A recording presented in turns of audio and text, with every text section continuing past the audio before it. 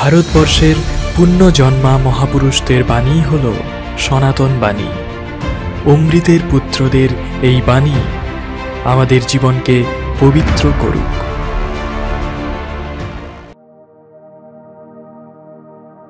শুরু হচ্ছে স্বামী বিবেকানন্দের জ্ঞানযোগ, পঞ্চদশ অধ্যায়, কর্মজীবনে বেদান্ত, দ্বিতীয় প্রস্তাব, প্রথম ভাগ।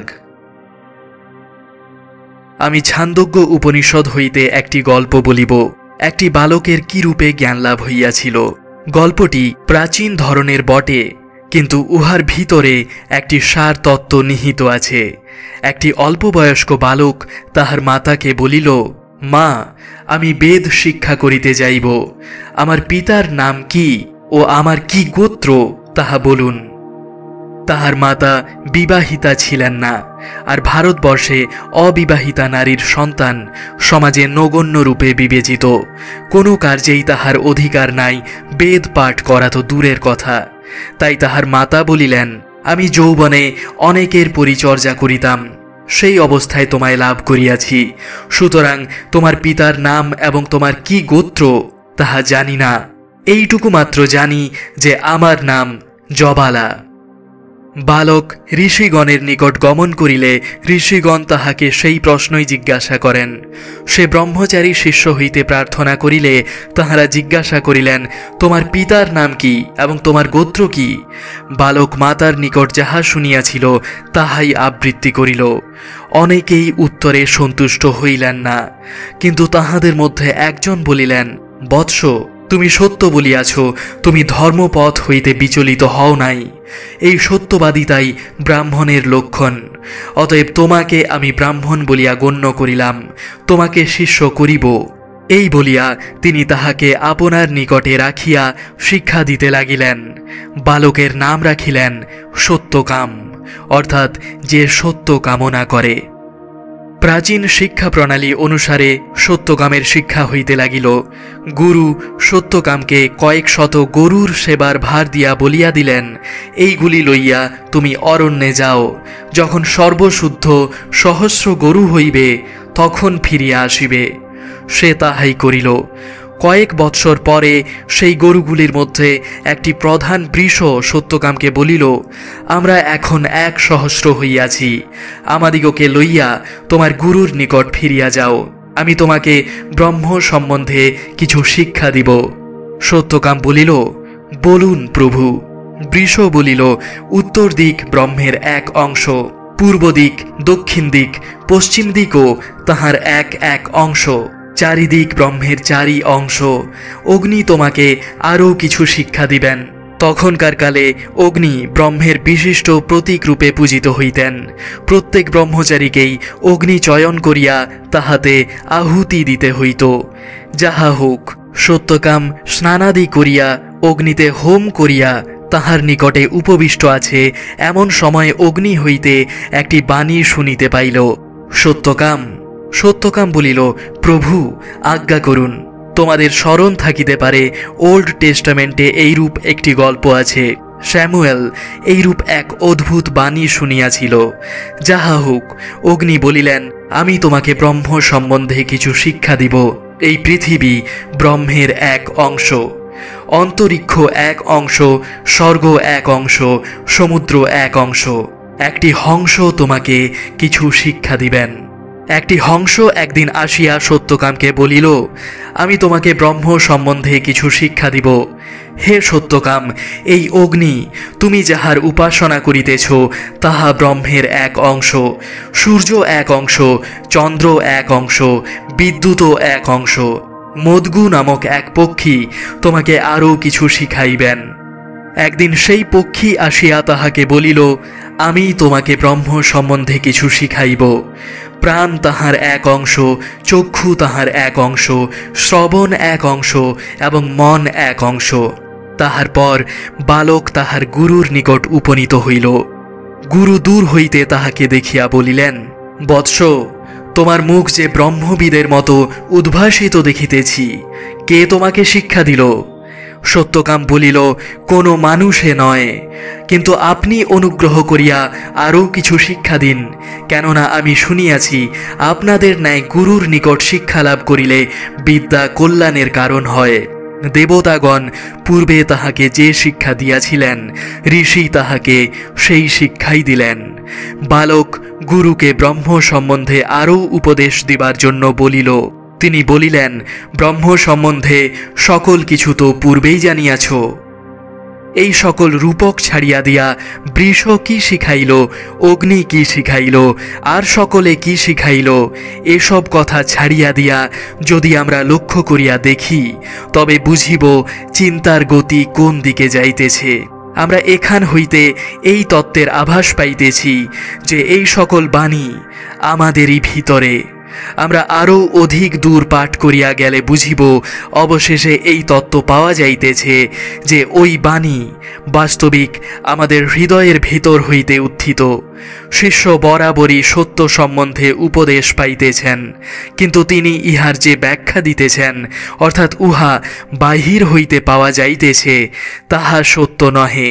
আর এক তত্ত্ব পাওয়া যাইতেছে, কর্মজীবনেই ব্রহ্ম উপলব্ধি বা ব্যবহারিক জীবনে ব্রহ্মজ্ঞানের প্রয়োগ। ধর্ম হইতে কার্যত কি সত্য পাওয়া যাইতে পারে, ইহাই সকলে সর্বদা অন্বেষণ করিতেছে। আর এই সব গল্প পাঠ করিয়া আমরা দেখিতে পাই একত্বের ধারণা কিভাবে দিন দিন ব্যবহারিক জীবনের অন্তর্গত হইয়া যাইতেছে। তাহাদিগকে যে সকল বস্তুর সংস্পর্শে সর্বদা আসিতে হইত, সেগুলির মধ্যেই তাহারা ব্রহ্ম উপলব্ধি করিতেছেন। যে অগ্নি তাহারা উপাসনা করিতেন, তাহাই ব্রহ্ম। এই পৃথিবী সেই ব্রহ্মের একাংশ ইত্যাদি। পরবর্তী উপাখ্যানটি সত্যকামের এক শিষ্য সম্বন্ধীয়। ইনি সত্যকামের নিকট শিক্ষালাভের জন্য তাহার নিকট কিছুকাল বাস করিয়াছিলেন। সত্যকাম কার্যবশত কোনো স্থানে গিয়াছিলেন, তাহাতে শিষ্যটি একেবারে ভগ্ন হৃদয় হইয়া পড়িলেন। যখন গুরুপত্নী তাহার নিকট আসিয়া জিজ্ঞাসা করিলেন, বৎস, তুমি কিছু খাইতেছ না কেন? তখন বালক বলিলেন, আমার মন এত খারাপ যে কিছু খাইতে ইচ্ছা হইতেছে না। এমন সময় তিনি যে অগ্নিতে হোম করিতেছিলেন, তাহা হইতে এই বাণী উত্থিত হইল, প্রাণ ব্রহ্ম, সুখ ব্রহ্ম, আকাশ ব্রহ্ম, তুমি ব্রহ্মকে জানো। তখন তিনি বলিলেন, প্রাণ যে ব্রহ্ম তাহা আমি জানি, কিন্তু তিনি যে আকাশ সুখ স্বরূপ তাহা আমি জানি না। তখন অগ্নি আরও বলিতে লাগিলেন, এই পৃথিবী, এই অন্ন, এই সূর্য, তুমি যাহার উপাসনা করিতেছ, তিনি এই সকলে বাস করিতেছেন। তিনি তোমাদের সকলের মধ্যেও আছেন। যিনি ইহা জানেন এবং এই রূপে উপাসনা করেন, তাহার সকল পাপ নষ্ট হইয়া যায়। তিনি দীর্ঘ জীবন লাভ করেন ও সুখী হন। যিনি দিক সকলে বাস করেন, আমি তিনি। যিনি এই প্রাণে, এই আকাশে, স্বর্গসমূহে ও বিদ্যুতে বাস করেন, আমি তিনি। এখানেও আমরা কর্মজীবনে ধর্ম অনুভূতির কথা পাইতেছি। যাহাদিগকে তাহারা অগ্নি, সূর্য, চন্দ্র প্রভৃতি রূপে উপাসনা করিতেন, সে সকল বস্তুর সহিত তাহারা পরিচিত ছিলেন। তাহাদেরই ব্যাখ্যা করা হইতে লাগিল, তাহাদেরই একটি উচ্চতর অর্থ দেওয়া হইতে লাগিল। আর বাস্তবিক ইহাই বেদান্তের সাধনকাণ্ড। বেদান্ত জগৎকে উড়াইয়া দেয় না, উহাকে ব্যাখ্যা করে। বেদান্ত ব্যক্তিকে উড়াইয়া দেয় না, ব্যাখ্যা করে। আমিত্বকে বিনাশ করিতে উপদেশ দেয় না, প্রকৃত আমিত্ব কি তাহা বুঝাইয়া দেয়। বেদান্ত বলে না যে জগৎ বৃথা অথবা উহার অস্তিত্ব নাই, বরং বলে জগৎ কি তাহা বোঝো, যাহাতে জগৎ তোমার কোনো অনিষ্ট করিতে না পারে।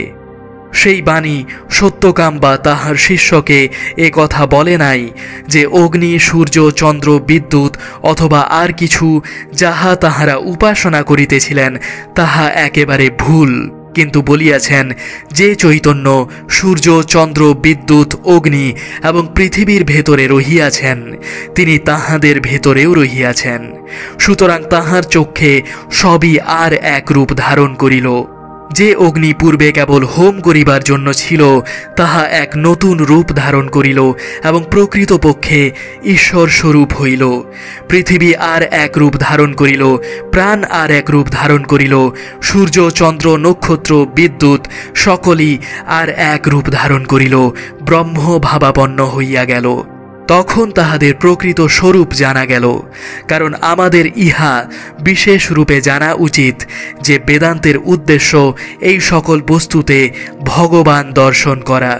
বস্তুগুলি যেরূপ আপাতত প্রতীয়মান হইতেছে, সেগুলিকে সেভাবে না দেখিয়া তাহাদের প্রকৃত স্বরূপ জানা। তারপর আর একটি বিষয় শিক্ষা দেওয়া হয়, ইহা একটু অদ্ভুত রকমের।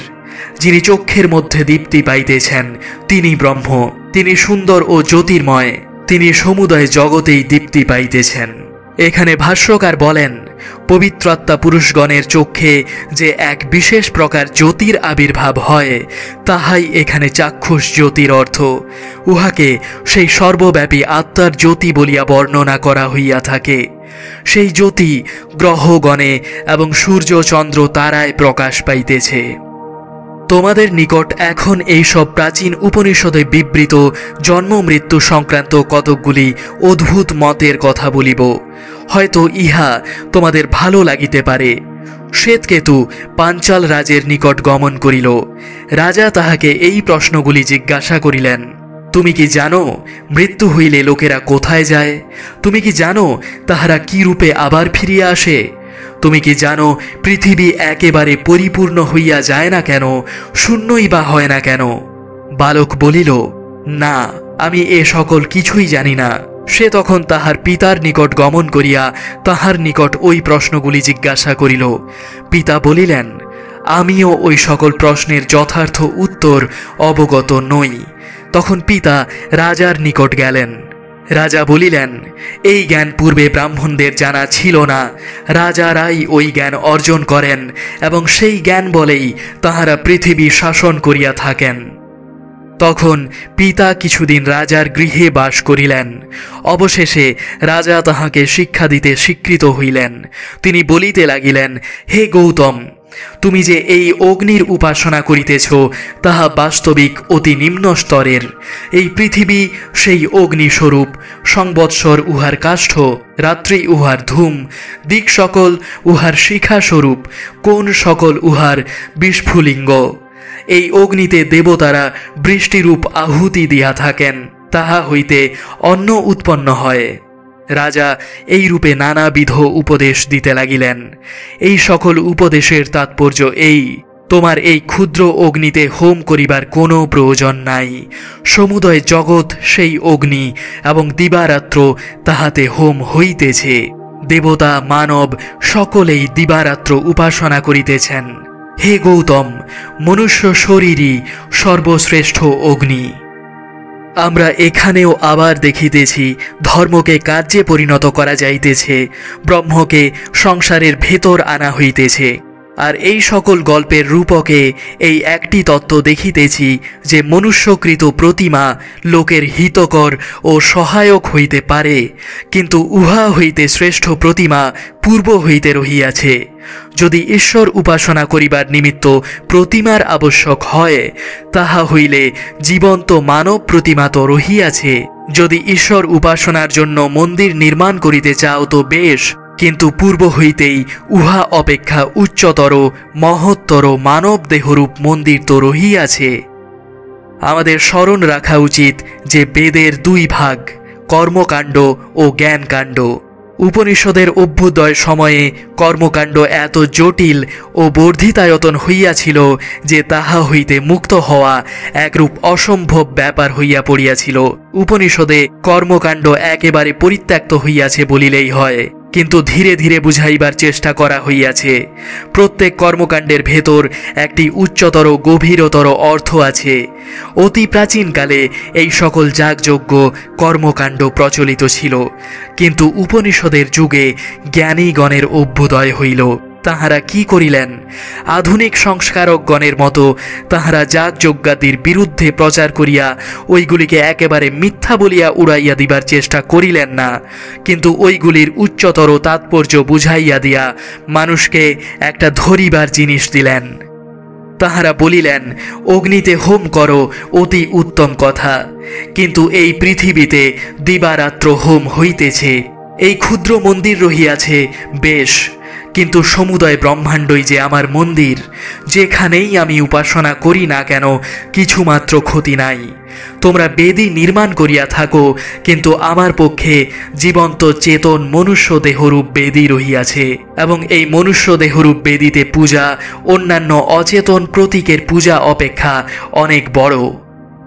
এখানে আর একটি বিশেষ মত বর্ণিত হইতেছে, আমি ইহার অধিকাংশই বুঝি না। যদি তোমরা উহার ভিতর হইতে কিছু সংগ্রহ করিতে পারো, তাই তোমাদের নিকট উপনিষদের ওই অংশ পাঠ করিতেছি।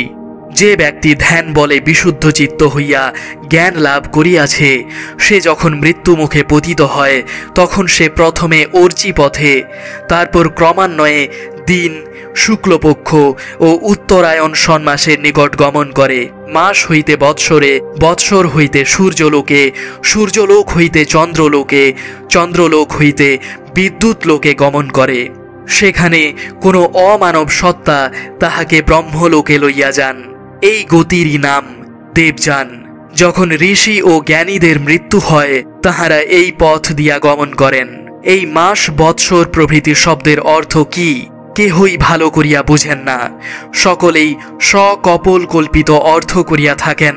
আবার অনেকে বলেন এই সব বাজে কথা মাত্র। এই চন্দ্রলোক, সূর্যলোক প্রভৃতিতে যাওয়ার অর্থ কি? আর এই যে অমানব ব্যক্তি আসিয়া বিদ্যুল্লোক হইতে ব্রহ্মলোকে লইয়া যান, ইহারই বা অর্থ কি? হিন্দুদের মধ্যে একটি ধারণা ছিল যে চন্দ্রলোকে প্রাণীর বাস আছে। ইহার পরে আমরা পাইব কি করিয়া চন্দ্রলোক হইতে পতিত হইয়া মানুষ পৃথিবীতে উৎপন্ন হয়। যাহারা জ্ঞান লাভ করে নাই, কিন্তু এই জীবনে শুভকর্ম করিয়াছে, তাহাদের যখন মৃত্যু হয়, তাহারা প্রথমে ধূম পথে গমন করে, তারপর রাত্রি, তারপর কৃষ্ণপক্ষ, তারপর দক্ষিণায়ন সন্মাস, তারপর বৎসর হইতে তাহারা পিতৃলোকে গমন করে, পিতৃলোক হইতে আকাশে, আকাশ হইতে চন্দ্রলোকে গমন করে, চন্দ্রলোকে দেবতাদের ভোগ্যরূপে পরিণত হইয়া দেব জন্মগ্রহণ করে। যতদিন তাহাদের পুণ্যক্ষয় না হয়, ততদিন চন্দ্রলোকে বাস করিতে থাকে। আর কর্মফল শেষ হইলে পুনর্বার তাহাদিগকে পৃথিবীতে আসিতে হয়। তাহারা প্রথমে আকাশ রূপে পরিণত হয়, তারপরে বায়ু, তারপরে ধূম, তারপরে মেঘ প্রভৃতি রূপে পরিণত হইয়া শেষে বৃষ্টিকণাকে আশ্রয় করিয়া ভূপৃষ্ঠে পতিত হয়, যেখানে শস্যক্ষেত্রে শস্যরূপে পরিণত হইয়া মনুষ্য কর্তৃক খাদ্যরূপে গৃহীত হয়। অবশেষে তাহাদের সন্তানাদি রূপে জাত হয়। যাহারা সৎকর্ম করিয়াছিল তাহারা সৎ বংশে জন্মগ্রহণ করে, আর যাহারা অসৎকর্ম করিয়াছিল তাহাদের অতি নীচ জন্ম হয়। এমনকি তাহাদিগকে কখনো কখনো শূকর জন্ম পর্যন্ত গ্রহণ করিতে হয়। আবার যে সকল প্রাণী দেবযান ও পিতৃযান নামক এই দুই পথের কোনো পথে গমন করিতে পারে না, তাহারা পুনঃ পুনঃ জন্মগ্রহণ করে এবং পুনঃ পুনঃ মৃত্যুমুখে পতিত হইয়া থাকে। এই জন্যই পৃথিবী একেবারে পরিপূর্ণ হয় না, একেবারে শূন্যও হয় না। আমরা ইহা হইতেও কতকগুলি ভাব পাইতে পারি, আর পরে হয়তো আমরা ইহার অর্থ অনেকটা বুঝিতে পারিব। শেষ কথাগুলি, অর্থাৎ স্বর্গে গমন করিয়া জীব আবার কি রূপে ফিরিয়া আসে, তাহা প্রথম কথাগুলি অপেক্ষা যেন কিছু স্পষ্টতর বোধ হয়। কিন্তু এই সকল উক্তির তাৎপর্য বোধ হয় এই যে ব্রহ্ম অনুভূতি ব্যতীত স্বর্গাদি লাভ বৃথা। মনে করো অনেকে আছেন তাহারা এখনও ব্রহ্ম অনুভব করিতে পারেন নাই, কিন্তু ইহলোকে কতকগুলি সৎকর্ম করিয়াছেন, আর সেই কর্ম আবার ফল কামনায় করা হইয়াছে। তাহাদের মৃত্যু হইলে তাহারা এখান ওখান নানা স্থান দিয়া গিয়া স্বর্গে উপস্থিত হন। আর আমরাও যেমন এখানে জন্মিয়া থাকি, তাহারাও ঠিক সেই রূপ দেবতাদের সন্তান রূপে জন্মিয়া থাকেন। আর যতদিন তাহাদের পুণ্যের ফল ক্ষয়প্রাপ্ত না হয়, ততদিন তাহারা স্বর্গে বাস করেন। ইহা হইতেই বেদান্তের একটি মূল তত্ত্ব পাওয়া যায়, যাহা কিছুর নাম রূপ আছে তাহাই নশ্বর। সুতরাং স্বর্গও অবশ্য নশ্বর হইবে, কারণ সেখানেও নাম রূপ আছে। অনন্ত স্বর্গ স্ববিরোধী বাক্যমাত্র। যেমন এই পৃথিবী কখনো অনন্ত হইতে পারে না।